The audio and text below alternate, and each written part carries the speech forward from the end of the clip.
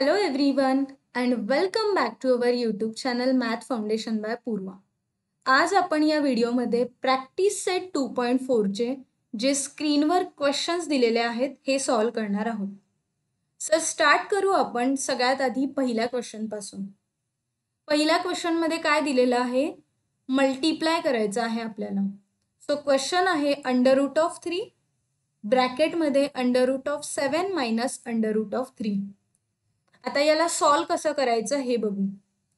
First step काय असते नेहमी की जे क्वेश्चन मध्ये दिलेलं आहे ते तसंच्या तसं लिहून घ्यायचं. That's it. आता पुढच्या स्टेप मध्ये काय करणार की हा जो √3 आहे याला आपण √7 ने मल्टिप्लाय करू. सो सेम तेच आपण लिहून घेतलं. नेक्स्ट ह्या √3 ने कोणाला मल्टिप्लाय करणार? √3 ने. सो ते पण आपण लिहून घेतलं. आता ही निगेटिव्ह व्हॅल्यू कुठे येणार? इथं. करेक्ट.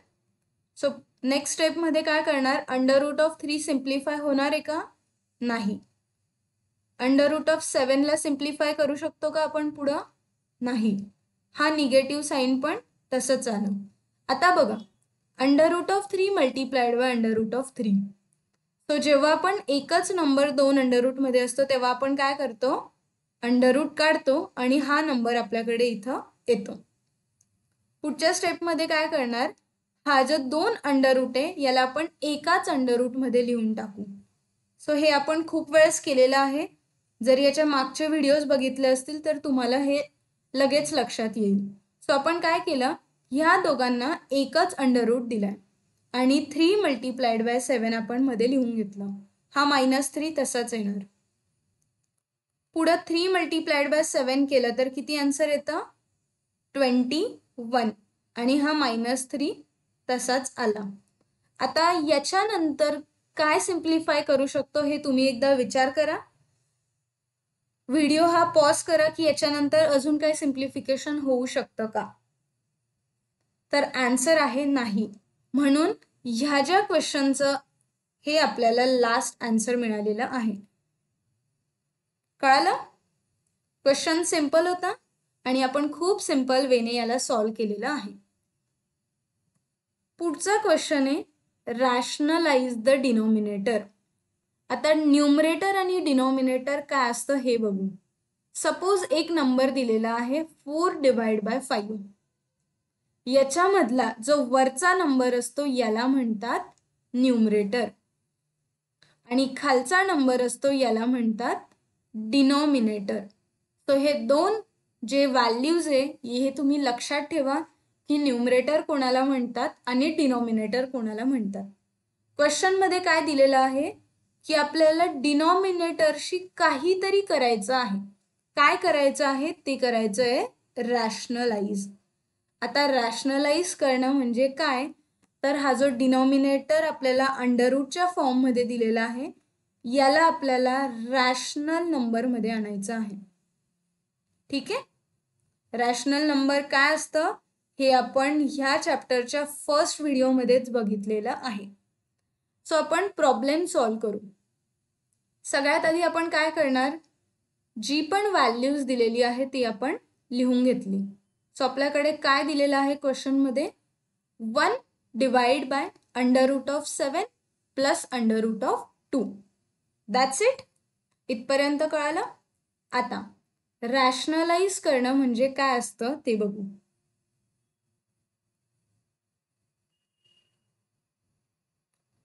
रॅशनलाइज करणं म्हणजे काय? तर हा जो डिनोमिनेटर आहे याला आपल्याला मल्टिप्लाय करायचं असतं. सो आपण काय करणार? ह्या डिनोमिनेटरला मल्टिप्लाय करणार.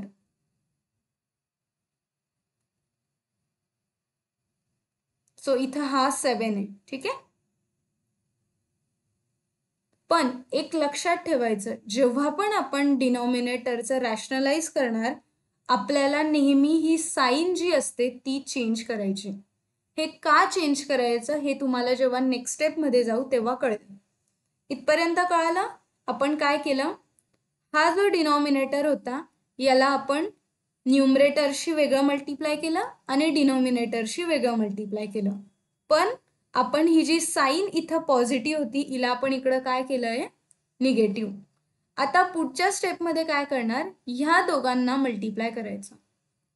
सो कसं करणार, 1 मल्टिप्लाइड बाय ब्रॅकेटमध्ये लिहून घेऊ √7 मायनस √2.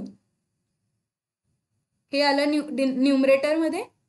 आता डिनॉमिनेटरचं पण हे जे दोन व्हॅल्यूज आहे यांना आपण लिहून घेऊ.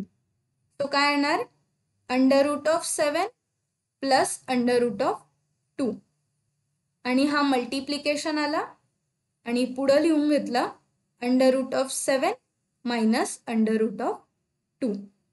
इथपर्यंत काही डाऊट आहे? नाही. आता एक फॉर्म्युला आहे जो मी तुम्हाला लिहून दाखवते. हा फॉर्म्युला आपल्याला पुढच्या स्टेपसाठी यूज होणार आहे. फॉर्म्युला आहे a प्लस बी आणि a मायनस बी हे दोन ब्रॅकेट्स जर एकमेकांना मल्टिप्लाइड असेल तर आन्सर मिळतं a² मायनस b². हा फॉर्म्युला आपल्याला इकडं यूज होणार आहे. हा कसा यूज होणार आहे हे आपण पुढच्या स्टेपमध्ये बघू. सो आपण काय लिहिलं होतं इथं, 1 मल्टिप्लाइड बाय √7 मायनस √2 हे ब्रॅकेटमध्ये होतं आणि डिनॉमिनेटरला काय होतं, √7 plus √2 multiplied by √7 minus √2. Formula काय म्हणतो की a प्लस बी आणि a मायनस बी हे जर एकत्र मल्टिप्लिकेशनमध्ये असतील तर a² मायनस b² असं आन्सर मिळतं. सो आता जर आपण चेक केलं तर याला आपण म्हणू a, याला म्हणणार b, सेम याला म्हणणार a आणि याला म्हणणार b. हे दोघं पण सेम आहेत. इथं बघा a प्लस बी आहे, हा प्लस इथं लिहून घेतला आणि हा मायनस इथं लिहिला. तर यांचा आन्सर काय बनायला पाहिजे, a² minus b². So a ची व्हॅल्यू काय होती, यस √7² मायनस b² म्हणजे काय, इथं b आपण काय कन्सिडर केला, √2. That's it, simple. आता बघा √7 करतोय तो काय येणार आहे मग 7 आणि √2 करतोय तो काय येणार आहे 2. सो सिम्पल आपण ह्या पूर्ण फॉर्म्युल्यामध्ये हा जो डिनॉमिनेटर आपण सिम्प्लिफाय केला त्याचं जे हे आन्सर आलंय ते टाकू. सो न्यूमरेटरमध्ये 1 मल्टिप्लाइड बाय काहीतरी व्हॅल्यू आहे, तर 1 मल्टिप्लाइड बाय जी व्हॅल्यू आहे ती काय येणार आहे √7 मायनस √2 डिवाइड बाय डिनॉमिनेटर आपण इकडे सिम्प्लिफाय केलं आणि त्याचं आन्सर आलं 7 मायनस 2. सो पुढच्या स्टेपमध्ये √7 मायनस √2 डिवाइड बाय 7 मायनस 2 केलं किती येतं 5. याच्या पुढे आपण काय सिम्प्लिफाय करू शकतो का, नाही, कारण आपल्याला डिनॉमिनेटर मध्ये काय मिळालं आहे, यस रॅशनल नंबर, आणि यालाच आपण काय म्हणतो, रॅशनलाइज द डिनॉमिनेटर. कळालं, सिंपल होतं, फक्त हा फॉर्म्युला तुम्हाला माहिती पाहिजे. फॉर्म्युला लक्षात असेल प्रॉब्लेम तुम्ही खूप इझिली सॉल्व करू शकतात. ही कन्सेप्ट तुम्हाला एकदा अजून चांगली समजण्यासाठी आपण परत पुढचा क्वेश्चन घेतला आहे. त्या क्वेश्चनमध्ये पण आपल्याला जो डिनॉमिनेटर दिलेला आहे त्याला रॅशनलाइज करायचं आहे. सो सगळ्यात आधी आपण काय करणार, जी दिलेली व्हॅल्यू आहे ती लिहून घेऊ.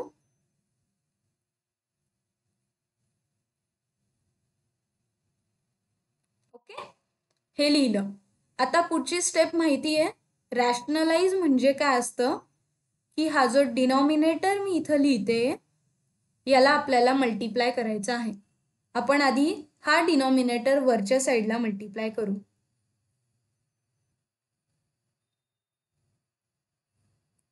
आणि सेम आपण खालच्या साईडला पण मल्टिप्लाय करणार.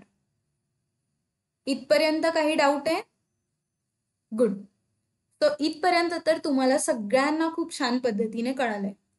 आता एक गोष्ट मी सांगितली होती की जेव्हा आपण हा जो डिनॉमिनेटर असतो हे असं मल्टिप्लाय करतो तेव्हा साईन मात्र आपल्याला चेंज करायची असते. का?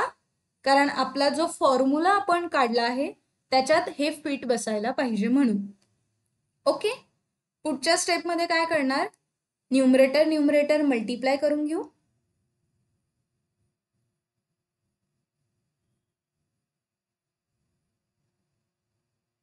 ओके, आणि तसंच आपण हा डिनॉमिनेटर मल्टिप्लाय करून घेतलाय.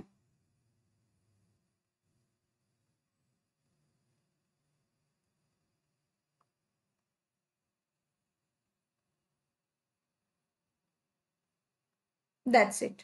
सो इथपर्यंत तर आपल्याला कळालंय. याच्यानंतर काय असतं, आपण आपला फॉर्म्युला यूज करतो. तो मी काय करते, आधी हे जे आहे जे आपण काढलंय ते आपण इकडच्या साईडला परत लिहून घेऊ.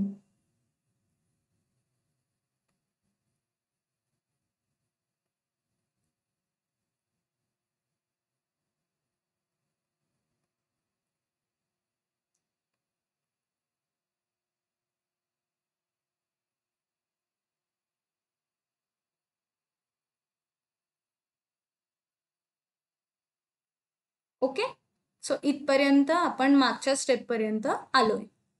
आता आपल्याकडे फॉर्म्युला काय आहे, ए प्लस बी आणि ए मायनस बी हे जर दोघं मल्टिप्लिकेशनमध्ये असतील तर आन्सर मिळतं ए स्क्वेअर मायनस बी स्क्वेअर. सिक्वेन्स उलटं सुलटं असलं तरी चालतंय, त्याच्यात काही नाही, कारण ह्या दोघांचं एंड ऑफ द डे मल्टिप्लिकेशनच होणार आहे, म्हणून दॅट्स ओके. आता इथं मला काय कळालं की हा 2√5 याला मी ए म्हणणार आणि 3√b याला म्हणणार बी. या दोघांमध्ये आहे मल्टिप्लिकेशन. सेम इथं काय येणार, मग 2√5 ए येणार, हा प्लस आणि 3√2 वाला बी. कळालं? सो आता याचा आन्सर काय येतं, ए स्क्वेअर मायनस बी स्क्वेअर. सो ए स्क्वेअरची काय व्हॅल्यू आहे, हा इथून आला ए ची व्हॅल्यू 2√5. तो याला केला आपण स्क्वेअर, मायनस बी ची व्हॅल्यू काय घेतली होती, 3√2, याचा आला स्क्वेअर. That's it. सो आता इथं न सॉल्व करता आपण ही व्हॅल्यू याच्यामध्ये पुट करू. तो काय येणार आहे मग, 3 मल्टिप्लाइड बाय, ब्रॅकेटमध्ये मी लिहून घेतलं, ओके, आणि ह्या पूर्ण डिनॉमिनेटरच्या ऐवजी आपण काय काढलं आहे, दिस वन. सो 2√5 चा स्क्वेअर मायनस 3√2 चा स्क्वेअर. That's it. आता न्यूमरेटरमध्ये सुद्धा आपण मल्टिप्लिकेशन करू शकतो. सो 3 मल्टिप्लाइड बाय 2√5 हे काय याच्यात आलं,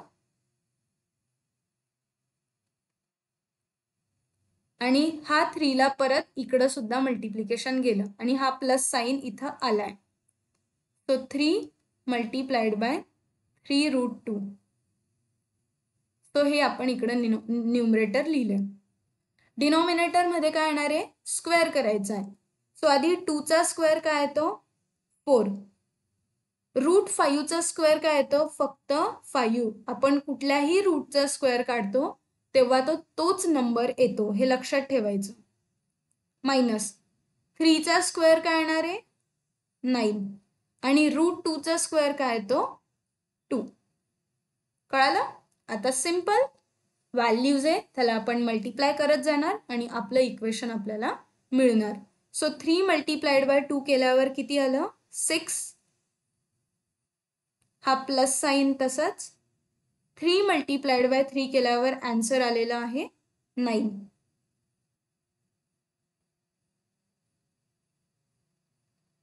आता डिनॉमिनेटरमध्ये काय उरलं मग, 4 मल्टिप्लाइड बाय 5 विच इज 20, आणि मायनस 9 मल्टिप्लाइड बाय 2 इज 18.